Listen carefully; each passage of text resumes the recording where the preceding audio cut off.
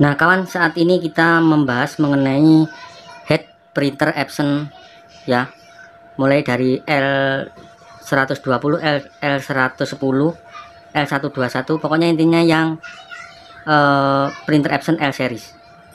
Kita akan membahas mengenai khusus dari head printer Epson ini, mulai dari apa itu head printer, kemudian berapa harganya, dan kemudian bisakah head printer ini nanti diganti, dan kemudian cara untuk membersihkannya.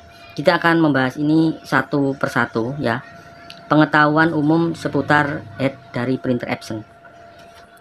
Nah, poin yang pertama adalah apa itu head printer. Nah, head printer ini adalah spare part yang bertugas untuk dia mengeluarkan hasil cetakan ya, bisa tulisan ataupun gambar. Ini tugasnya yang memberikan gambar atau tulisan. Keluar tintanya dari mana? Dari sini ya.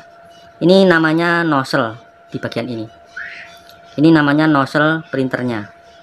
Nah, ini letaknya kabel fleksibelnya masuknya ke sini ya. Nah, kemudian urutan untuk tinta ini posisi di sini ya, kabel fleksibelnya. Nah, kemudian setelah ditaruh seperti ini, urutannya dari sini itu cyan, magenta, yellow, dan black ya, CMYK, cyan, magenta, yellow, dan black. Nah, jadi gitu ya kawan, tugasnya head printer ini adalah yang mengeluarkan tulisan, mengeluarkan gambar melalui ini, mulut nozzle-nya di sini. Nanti tinta menyembur dari arah sini, kemudian nanti mencetak di permukaan kertas. Nah, itu adalah gambaran umum seputar head dari printer Epson. Kemudian berapakah harga dari headnya ini? Nah, head printer yang original harganya itu estimasi sekitar 1,2 sampai 1,3 atau 1,4. Loh, kok mahal? Iya, jadi memang dari pabrikannya head ini kalau original harganya sekitar segitu. Apakah ada harga yang murah, Kak? Ada ya. Yang non ori itu biasanya ada yang menjual 600, 700, bahkan 500. Untuk membedakan ori dan tidak orinya itu biasanya dari sininya. Ini ada apa? Semacam barcode gitu yang bisa dilihat serial numbernya, kodenya, apakah part number itu terdaftar ataukah tidak di Epson Center. Seperti itu. Tapi biasanya pihak distributor pasti nanti memberitahu ini bukan ori harganya segini, kalau ori harganya segini ya. Oke. Nah, kemudian pembahasan berikutnya, apakah kalau ini headnya rusak bisa diganti ya. Kerusakan secara umum dari head printer ini biasanya di hasil cetakan. Ini di mulut nozzle-nya ini, di sini ada membrannya ya. Ini yang mengeluarkan, nanti menyemburkan tinta, tergantung dari perintah yang diberikan dari laptop atau dari komputer yang memberikan perintah. Dia disuruh mencetak apa, misalkan mencetak tulisan huruf apa, kemudian warnanya apa. Nah, ini nanti yang dia bertugas untuk mewujudkan dari tampilan di layar nantinya keluar ke kertas ini dari sini. Apakah bisa diganti, Kak, kalau ini rusak? Selama rusaknya bukan karena konsleting di sini. Ini kan ada komponen ya di bagian dalamnya. Itu selama tidak konslet, dia bisa untuk diganti. Misalkan kerusakan warna bagian hitam atau warna bagian biru atau kuning sudah buntu sama sekali, itu bisa untuk dilakukan penggantian, dibelikan dengan unit yang baru. Nah, nanti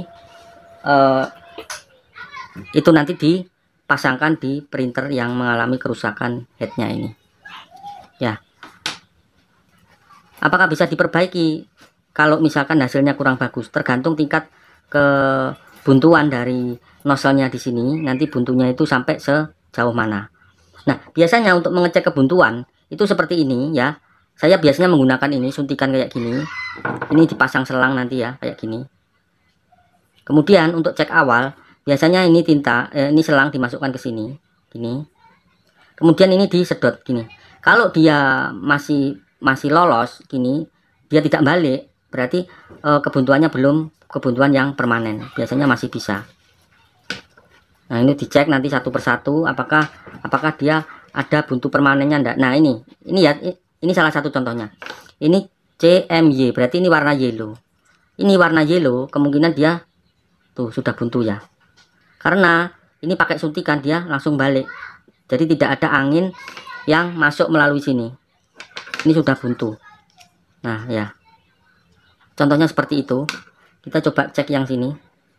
Nah, berhubung ini headnya head uji coba, jadi ini tidak perlu dibersihkan ya di ujungnya ini. Tapi kalau memang kawan-kawan sedang mengerjakan pembersihan head, setiap kali perpindahan ini harus dibersihkan bagian sini untuk menjaga supaya warnanya tidak tercampur.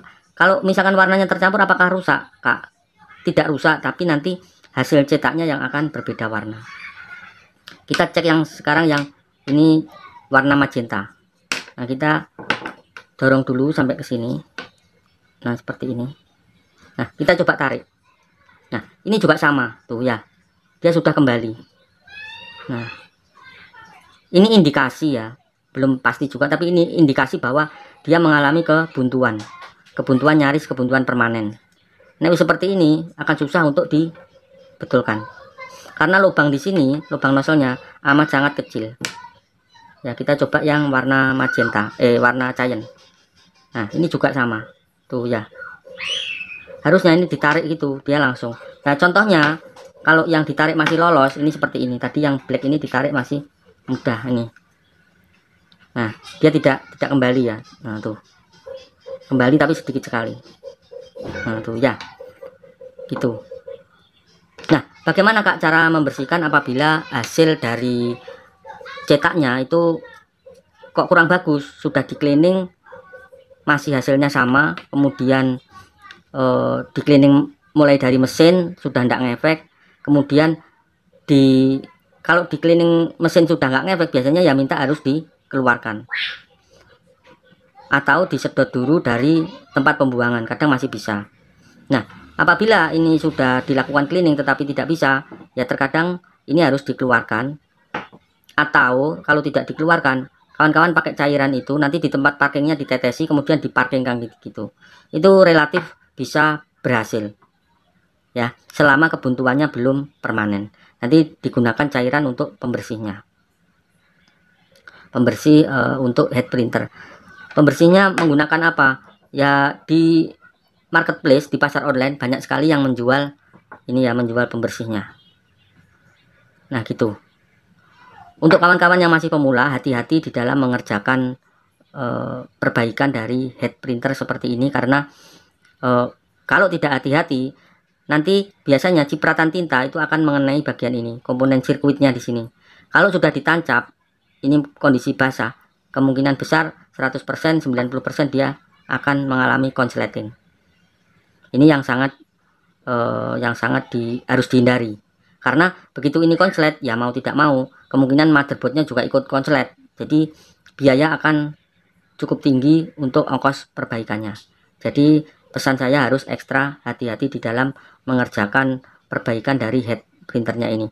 Kalau memang rasanya tidak mampu, kecuali dengan segala resikonya itu mau untuk diterima, ya nggak apa-apa. Tapi kalau misalkan belum begitu paham mengenai head printer, ya sebaiknya diserahkan kepada teknisi langganan yang sekiranya bisa membantu untuk memperbaiki. Ya, oke ya kawan ya. Jadi pembahasan saya terkait head printer Epson mungkin sampai di sini sudah cukup panjang, mulai dari fungsinya, dari harga, kemudian bisa diganti atau enggak, dan cara membersihkannya. Seperti itu ya kawan. Hal-hal yang kemungkinan bisa dilakukan dan apa yang harus dihindari. Sebenarnya head ini sangat awet, jadi selama rutin untuk digunakan dan tinta tidak pernah kehabisan, itu biasanya head printer ini akan awet ya. Oke ya kawan, demikian video yang bisa saya bagikan terkait head printer Epson.